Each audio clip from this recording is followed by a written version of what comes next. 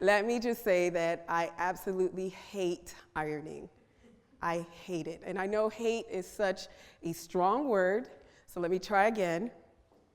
I hate ironing. I hate it. And it turns out I'm not alone. As I was preparing for this talk, I did some research, and the first result that I got said that, and it was the first result, I kid you not, said that 50% of Brits hate ironing, that's the chore that they hate the most, 50%. So I'm in good company.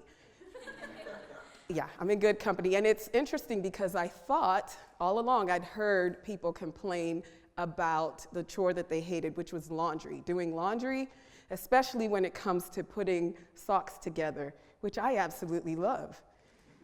Okay, so before we go further, I'm weird. Indulge me for a second. By a show of hands, I would like to know how many of you hate or dislike ironing. Let me see, raise your hands. Okay, that's good amount. How many of you just never really thought about it? You don't mind one way or the other? Nobody, okay? And how many of you love ironing, or at least you find it therapeutic? Wow, you're so brave, you're brave. All right, I find that interesting. And so, isn't it ironic? You see what I did there? Okay, thank you. Isn't it ironic that I would learn some transformative life lessons from something that I absolutely hate doing? But it really happened.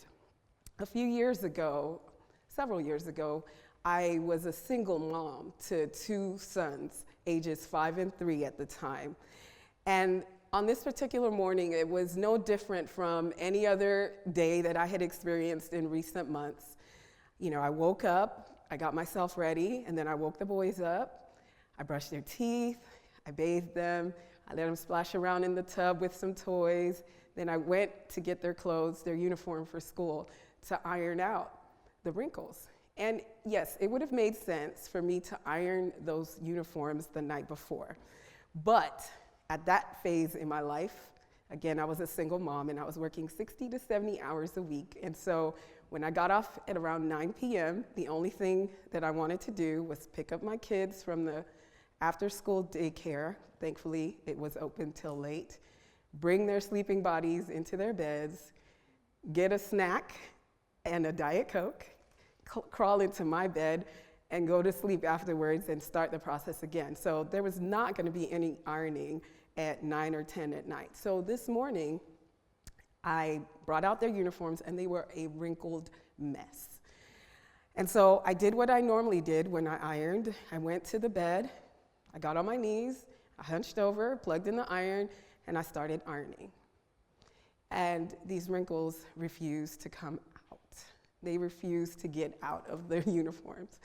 And I was really upset because, you know, at that point, it really helped, all the moms know, it helps to have a routine when you're raising young kids. And so my routine was gonna be thrown off. I needed to get their breakfast, get their lunches packed in time for the school van to pick them up. And so I needed these wrinkles to come out. I was frustrated, I was flustered, and I was ready to yank the cord. Because who is really gonna mind boys coming to school with wrinkled uniforms, right? So just as I was about to unplug the iron, my iron began to talk to me. You're laughing, but I'm serious. My iron spoke to me. Yeah, I'm not crazy, but it wasn't audible, but I felt it. And I knew it was coming. I'm telling you, these lessons, these tips, these points were so, they were coming so rapidly that I knew that I had to run, grab a pen, grab a sheet of paper, and write down, but not burn my son's uniforms at the same time. So I grabbed my pen and paper and I wrote these lessons down, and I'll share a few of them with you if you'll allow me. So the first lesson that my iron taught me is that you need a strong base. I was bent over on the bed and ironing in the way that I typically did, with a comforter folded in four, and I was hurriedly ironing and wondering why the wrinkles wouldn't come out. That's what they make ironing boards for. But all of my life, at least all of my life since I learned how to iron, I had always ironed on the bed. I still don't iron using an ironing board, but now at least I know that you need a strong base if you want the wrinkles out. So there I was ironing on the comforter and expecting the wrinkles to come out. And the same is true in our lives. You know, we have wrinkles in us, and those wrinkles represent our tests, they represent our trials, our challenges, but they also represent our flaws, and they represent the areas and the opportunities for growth in us. And when the heat comes, we need a strong base. Again, as I said, at that phase in my life, I was hurt. I would smile on the outside, but on the inside, I was very hurt with my current situation. I did not plan to be a single mother. My life was not the way that I had planned it. And so I went around with the attitude and the mindset that I didn't need anybody, and I was going to prove to myself and to the world that I didn't need anybody, and that I could get through working all these hours, providing for my sons and myself without the help of anybody. And I learned that I do need people. I do need a strong support. And for me, my strong support, my base is God. It's my family, it's my friends, but it's also come to be my coaches, my mentors, and the people in my inner circle. For you, it might be even a hairdresser, your hairdresser, because sometimes when we get to that shop, we spill it all out. It might be your small group in church, it might be a recovery group, it might be your therapist, but we need a strong and a solid base. I remember also at that time that in the middle of the night, around 3 or 4 in the morning, so I guess early morning, the wee hours of the morning, for some reason I awoke because somebody was flashing a flashlight into my bedroom window. Again, I was a single mom of 2 young boys, and with this machismo attitude that I did not need anybody, but as soon as those lights were flashing, I realized that I needed somebody, and I reached out. I called one of my mentors, who quickly told me, why don't you call 911? I needed a base to remind me to call 911, and sometimes you need a strong base, even if it's just to remind you of what to do in a panic-stricken situation. Lesson number 2.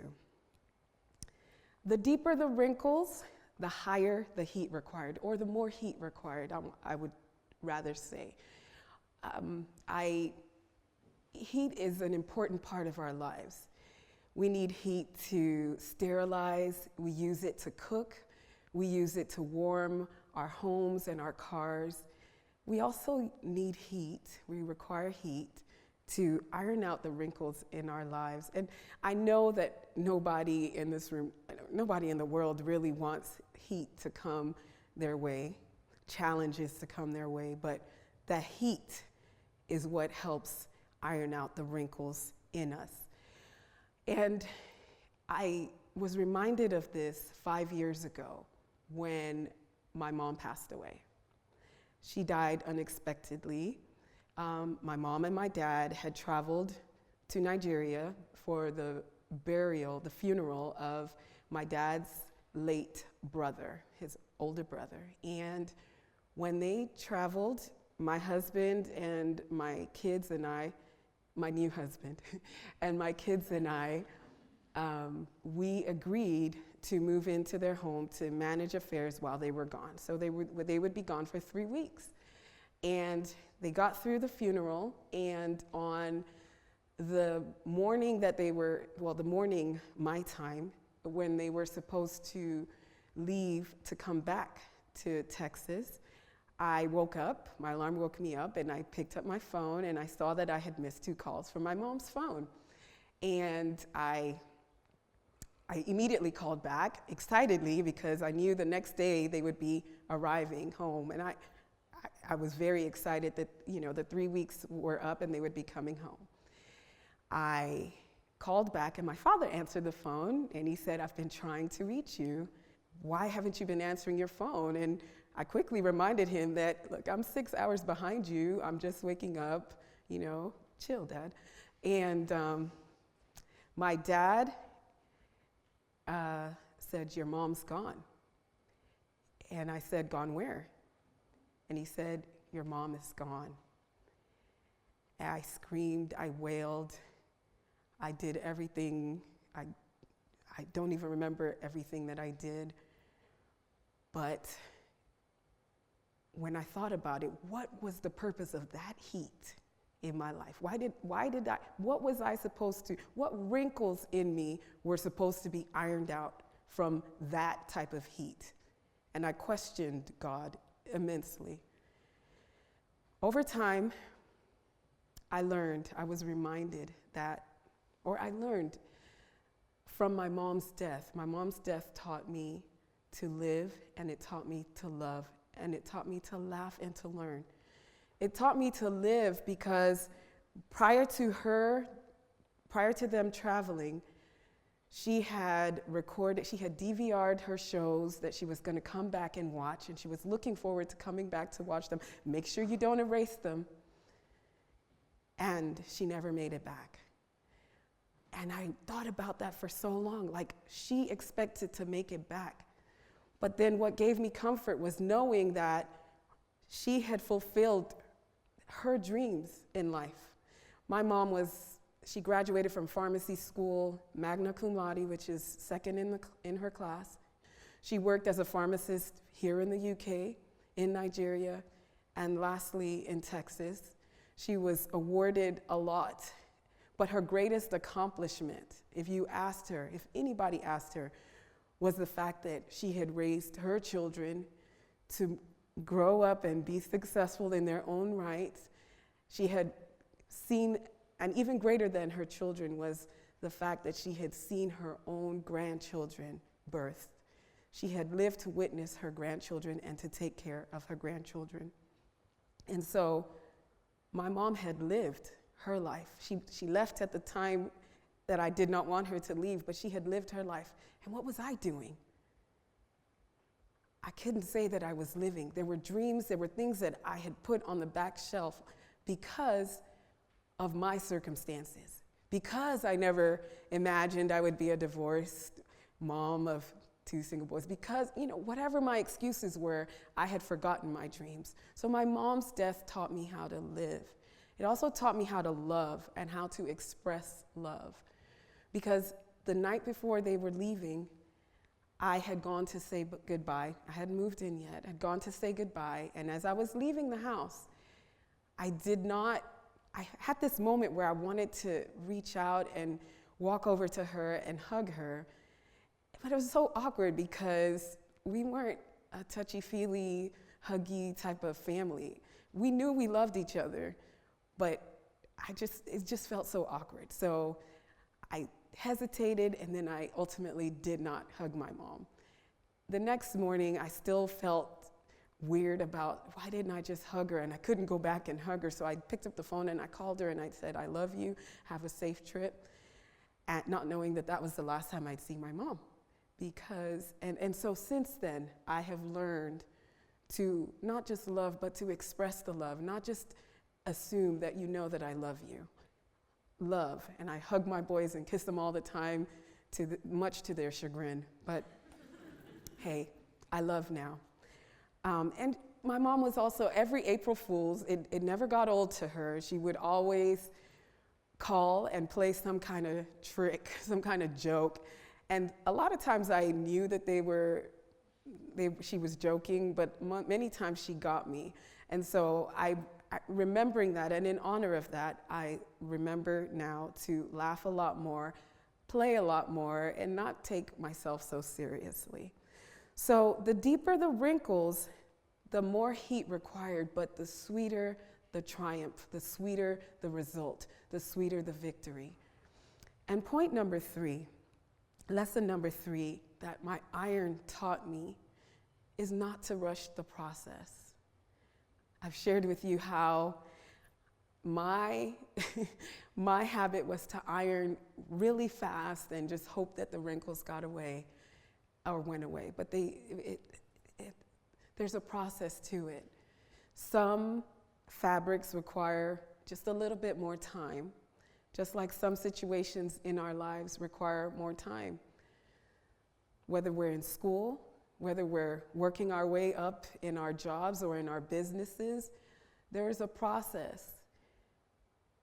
We need to learn. I needed to learn to embrace the process and not try to rush it. And I know we live in this microwave, drive-through society, and I have been the one to, at the drive-through, knock on the window, like, come on, bring my food already, anytime it's like 30 seconds late. But my iron taught me not to rush the process. There's good that comes out of it. And so if we could just see that the process yields a good result, if we allow it, if we allow the heat.